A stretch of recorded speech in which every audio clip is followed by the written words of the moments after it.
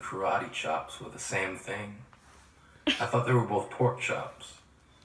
And because my grandmother thought it was cute, and because they were my favorite, she let me keep doing it. Not really a big deal. One day, before I realized fat kids are not designed to climb trees, I fell out of a tree and bruised the right side of my body. I didn't want to tell my grandmother about it because I was scared I'd get in trouble for playing somewhere I shouldn't have been. A few days later, the gym teacher noticed the bruise and I got sent to the principal's office. From there, I was sent to another small room with a really nice lady who asked me all kinds of questions about my life at home. I saw no reason to lie. As far as I was concerned, life was pretty good. I told her whenever I'm sad, my grandmother gives me karate chops. This led to a full-scale investigation, and I was removed from the house for 3 days until they finally decided to ask how I got the bruises. News of this silly little story quickly spread through the school, and I earned my first nickname, Pork Chop.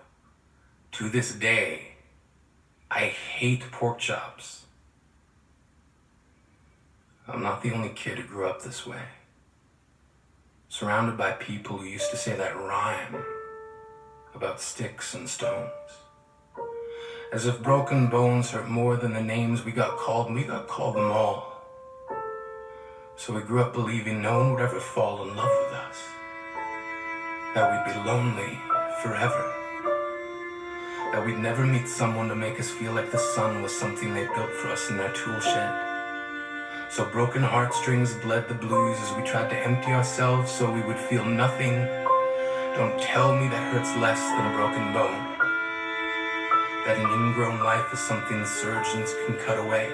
That there's no way for it to metastasize, it does. She was 8 years old. Our first day of grade 3 when she got called ugly. We both got moved to the back of class so we would stop getting bombarded by spitballs. But the school halls were a battleground where we found ourselves outnumbered day after wretched day. We used to stay inside for recess because outside was worse. Outside we'd have to rehearse running away or learn to stay still like statues, giving no clues that we were there in grade 5. They taped a sign to the front of her desk that read, "Beware of the dog."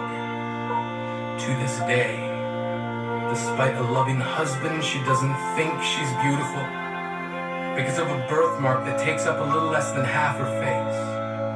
Kids used to say she looks like a wrong answer that someone tried to erase but couldn't quite get the job done. And they'll never understand that she's raising 2 kids whose definition of beauty begins with the word mom.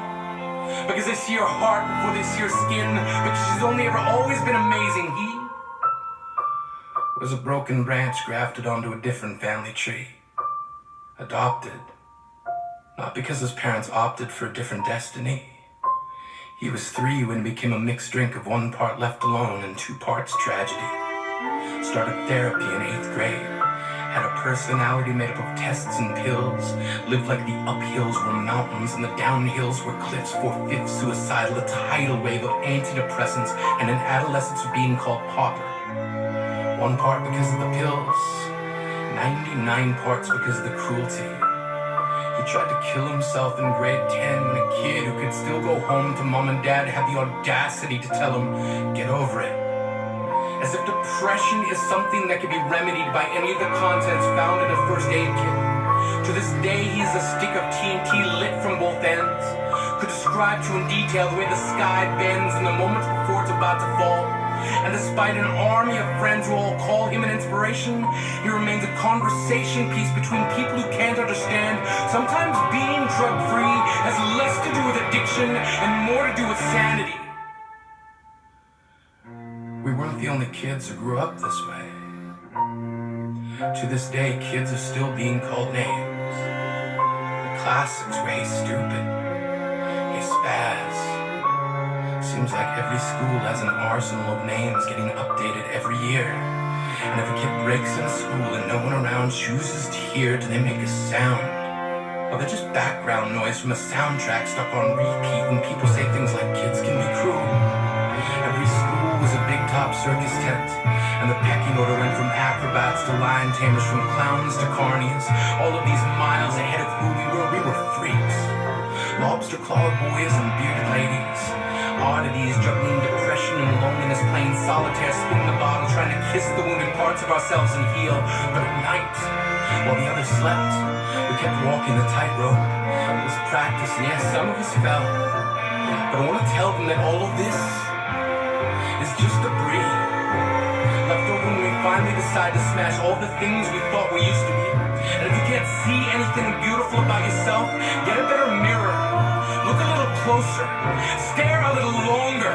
Because there's something inside you that made you keep trying despite everyone who told you to quit. You built a cast around your broken heart inside of yourself. You decided they were raw. Because maybe you didn't belong to a group or a clique. Maybe they decided to pick you last for basketball or everything. Maybe you used to bring bruises and broken teeth to show and tell but never told. Because how can you hold your ground if everyone around you wants to bury you beneath it? You have to believe that they were raw. They have to be raw.